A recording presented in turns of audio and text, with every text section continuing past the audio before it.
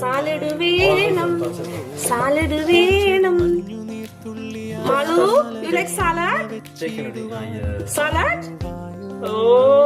അപ്പൊ എല്ലാവർക്കും എന്നാണ്ട് വിശേഷം, സുഖമല്ലേ?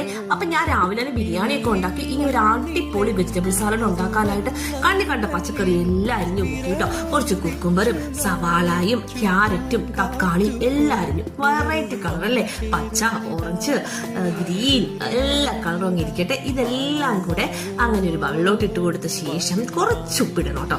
കുറച്ച് ഉപ്പിട്ട ശേഷം നമ്മുടെ മെയിൻ ഇൻഗ്രീഡിയന്റ് ആയിട്ടുള്ള കുരുമുളകിന്റെ പൗഡർ കുറച്ചങ്ങ് ഇടണം. ഇതൊരു നല്ല ടേസ്റ്റി സാധനമാണ് കേട്ടോ. കുറച്ച് തൈരും കൂടി അങ്ങ് എടുത്ത് എല്ലാം കൂടി അങ്ങ് കൈവച്ച് ഇളക്കി ഈ കാണുന്ന ക്രീമി ആയിട്ടുള്ള രീതിയിൽ കിട്ടും കേട്ടോ.